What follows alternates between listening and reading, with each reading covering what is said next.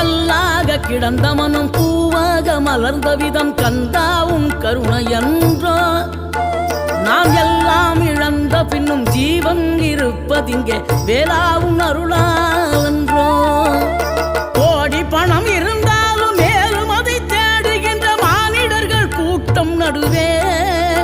மனம் தேடி உனை திரிந்தபடி திருப்புகழை பாடும் என நாடி வந்து காத்த குருவே